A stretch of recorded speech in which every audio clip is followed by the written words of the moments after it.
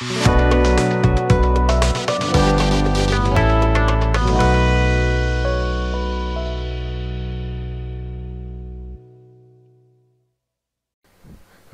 dan i dobrodošli na kurs Mala škola Excela.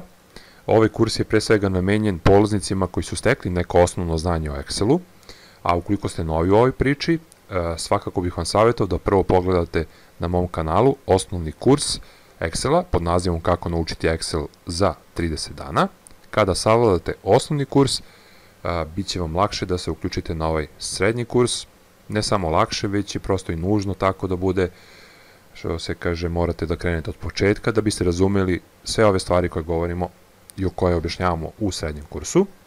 Takođe, uvek mi je potrebna pomoć sa vaše strane, i ako vam se ovaj video sviđa, zamolio bih vas da lajkujete i da subscribe-ujete moj kanal, kao i da uključite notifikacije kako biste i u buduće dobili redovno obaveštenja o lekcijama koje budu izlazile. Ovom lekcijom otvaramo jedno bitno poglavlje, a to je rad sa pivot tabelama. Zašto kažem bitno poglavlje? Pa zato što je pivot tabela, odnosno pivot tabele su jedan od najmoćnijih alata koje Excel može da nam pruži. One nam u stvari omogućavaju da brzo složimo podatke iz liste. I kako vršimo kreiranje pivot tabele? Pre svega, pređite na Sales Data, radni list, i uopšte pre nego što krenemo u upravljanje pivot tabele, treba da znate da postoje dva načina kako možete uvezati podatke koje želite da imate unutar pivot tabele. Prvi način, možete samo napraviti referencu, odnosno uvezati podatke na osnovu opsega ćelija.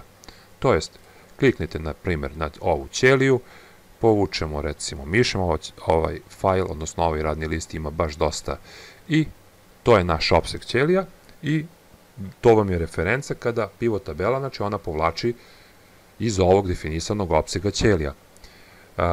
Iako to funkcioniše, problem je što ako se lista update-uje, ako se dodaju novi zapisi, novi redovi, ukoliko se brišu neki redovi, pivot tabela će i dalje povlačiti podatke iz onog prvog definisanog opsega, tako da ćete na kraju dobiti netačne rezultate u okviru pivot tabele.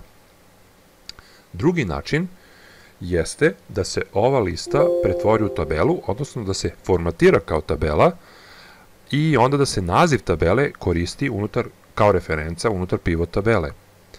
To možete da uradite na sledeći način. Kliknete na listu, nije bitno gde, idemo na Home, idete na sekciju Styles, idete na opciju Format as Table, uopšte nije bitno koji ćete od ovih stilova da izaberete, rekao sam već u jednom prethodnom videu da ja volim plavu boju, tako da ću ja izabrati to.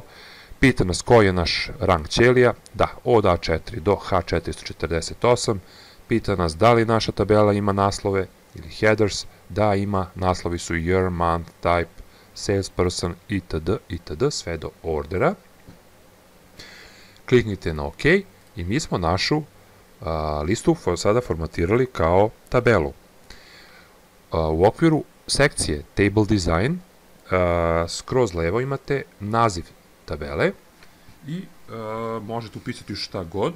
Evo, promenit ćemo naziv u, na primjer, godišnja prodaja.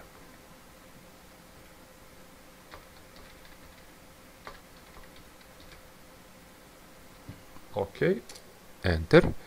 I kada kreirate pivot tabelu, ja uvijek mogu da iskoristim taj naziv. Iako se tabela menja, veličina tabele, dodaju zapisi ili se brišu, šta god da se desi, pivot tabela i dalje zna gde da pronađe podatke, a traži ih u okviru tabele, odnosno liste godišnja prodaja. Pre svega, ono što da bismo uopšte kreirali pivot tabelu, kliknite opet, kažem, bilo gde, idete na tab Insert, Pivot Table, i ovde imamo, znači, prvo pitanje, kaže da li želite, to je ono što smo malo prepričali, da bude tabela ili range, odnosno opseg ćelija. Koristit ćemo ime tabele, godišnja prodaja, znači na tu referencu pozivat će se naša nova pivot tabela. Možemo koristiti eksterne izvore, u ovom slučaju nećemo. Pita nas dalje da li želimo, gde stvari želimo da postavimo pivot tabelu, da li u okviru već postojećeg radnog lista, znači u ovom ovde radnom listu, ili želimo neki novi. Recimo, u većini slučajeva, kažem, koristi se postojeći radni list, ali eto radi preglednosti kreirat ćemo to sada na novom radnom listu i imati ovde polje, kaže add this data, dodajte ove podatke u data model, tome ćemo pričati nešto kasnije, tako da za sada kliknite na OK i OK, sada smo na novom radnom listu, samo da proverimo ovaj sheet 1, to ćemo da izbrišemo, imamo sheet 2, radni list i ono što u stvari treba da primetite kod ovog, ono što u stvari kreiralo, jesu 3 bitna elementa. Prvi element jeste, da kažem, začetak naše pivot tabele, to je daleko od onoga kako pivot tabela treba da izgleda, ali kažem, to je početak i na tome ćemo raditi u narednim lekcijama. Drugi bitan element jeste pivot table fields i treći su dva nova taba koje su se pojavila, a to su pivot table tools, odnosno dva taba analiza i design, tako da i sa tim ćemo raditi u narednim lekcijama. Ovo bi bilo znači nešto osnovno, kako samo kreirati tabelu, a nadalje ćemo je nadograđivati korak po korak. I vidjet ćete da, iako generalno važi neko mišljenje da su pivot tabele jako komplikovane, u principu nisu, zaista nisu.